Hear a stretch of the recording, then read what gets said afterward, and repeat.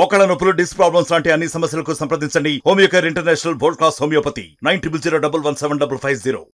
సుమారు 7 లక్షల కోట్ల అప్పుతో రాష్ట్ర ముఖ్యమంత్రి గారు ఈ ప్రభుత్వం ప్రమాణ స్వీకారం చేసిన తర్వాత ఎన్నికలకి ముందు ఏవైతే పేదోడి ప్రభుత్వం వస్తే రైతన్నులకి ప్రతి ఒక్క తెలంగాణ బిడ్డకి హామీలు ఏవైతే ఇచ్చారో ఆ ఇచ్చిన హామీలని అప్పులు సాకు చూపించి తప్పుకోవాలని కానీ ఇంకొక వంక చూపించి ఇచ్చిన మాటకి వెనకడుగు వేయాలని కానీ ఈ ప్రభుత్వం యొక్క ఉద్దేశం ఏనాడు లేదు. ఇందాక వ్యవసాయ శాఖ మంత్రి గారు చెప్పినట్లు రైతును రాజు చేసే దాంట్లో భాగంగా గత ప్రభుత్వంలో ఏవైతే విస్మరించిన అంశాలన్నిటినీ తిరిగి ఈ ఇందిరమ్మ రాజ్యంలో రైతన్నులకు ఇస్తూ ఆనాటి చేసిన పెద్దల అప్పుని కడుతూ సంక్షేమ కార్యక్రమాలతో పాటు అభివృద్ధి కార్యక్రమాలను కూడా ముందంజలో నడిపించే దాంట్లో భాగంగా ఈ ప్రభుత్వం 4 గోడల మధ్య నిర్ణయాలు తీసుకోకుండా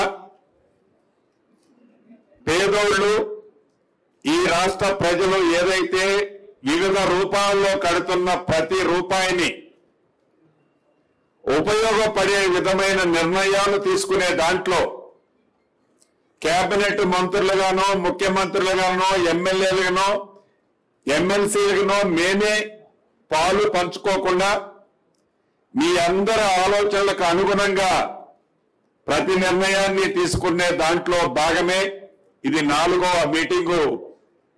ఉమ్మడి జిల్లాలో ఇవాళ 4వ మీటింగ్ జరుగుతుంది. 3 జిల్లాలు కంప్లీట్ అయ్యాయి. 10 జిల్లాల ప్రజల రైతన్నుల ఆలోచనలకు అనుగుణంగా ప్రధాన ప్రతిపక్షం ఏదైతే రైతులని నిరుద్యోగులను కూడా రెచ్చగొట్టే కార్యక్రమం ఒక పక్క చేస్తుంది, అదే రకంగా రైతులను కూడా మేమేదో దారాదత్తం చేశాం, ఇందిరమ్మ రాజ్యంలో మీకు అన్యాయం జరుగుతుంది అని వారు ఏవైతే ఆరోపణలు చేస్తున్నారో ఆ అన్యాయం ఏంటయ్యా అంటే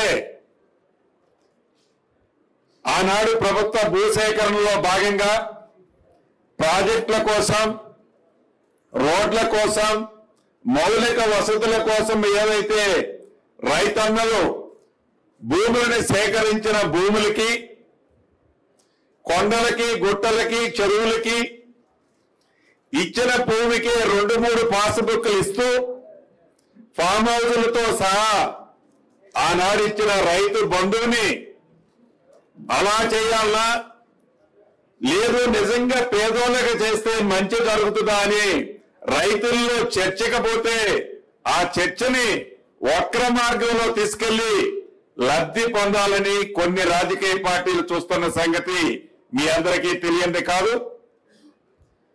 మీరే నిర్ణయం అయితే తీసుకుంటారో ఇందాక ఉప ముఖ్యమంత్రి గౌరవనీయులు చెప్పినట్లు మీ నిర్ణయాలకు అనుగుణంగా మాకు ముందు ఏ నిర్ణయంతో మేము ఇక్కడికి రాలే, ఏదో మేము ఇదే చేయాలి అని మా మనసుల్లో పెట్టుకొని చర్చకు రాలే. మీరు చెప్పే ఆలోచనలకు అనుగుణంగా మీరే ఇచ్చే సూచనలు స్వీకరించి వాటిని తప్పకుండా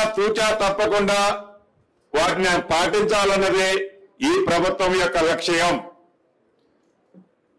ఆనాటి పెద్దలు కొన్ని చోట్ల మాట్లాడుతున్నారు, ఇన్కమ్ ట్యాక్స్ అప్లైయర్స్ ఎవరైతే ఓనర్స్ ఉన్నారో వాళ్ళకి రైతు భరోసా ఇవ్వరు అని.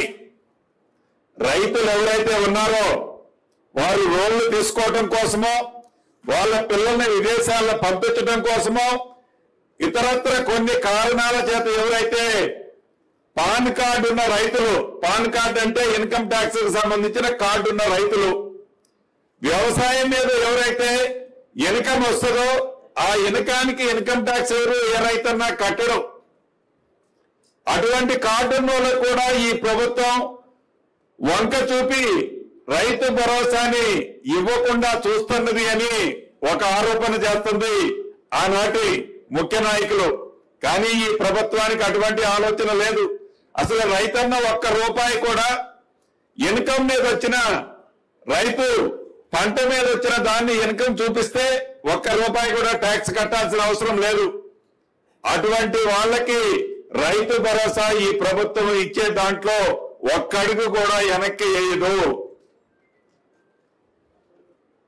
ఏదైతే రైతు ఇన్కమ్ ట్యాక్స్ అప్లై చేసిన పెద్దలు కొంతమంది ఫామ్ హౌస్ లో నాకు ఇన్ని వందల కోట్లు వచ్చినాయి, అన్ని వందల కోట్లు వచ్చినాయి అని లెక్కలు చూపించి ఆ లెక్కలకి ట్యాక్స్ కడుతున్న అటువంటి పెద్ద మనుషులకు మట్టుకు రైతు భరోసా ఇవ్వాలా వద్దా అనేది మీరు నిర్ణయించండి. మీరు ఏది నిర్ణయిస్తే ఈ ప్రభుత్వం తూచా తప్పకుండా ఆ మార్గాలనే ఆచరిస్తుందని మనస్ఫూర్తిగా మీ అందరికీ తెలుపుతూ మరొకసారి మీకు కృతజ్ఞతలు తెలుపుతూ సెలవు తీసుకుంటున్నాను.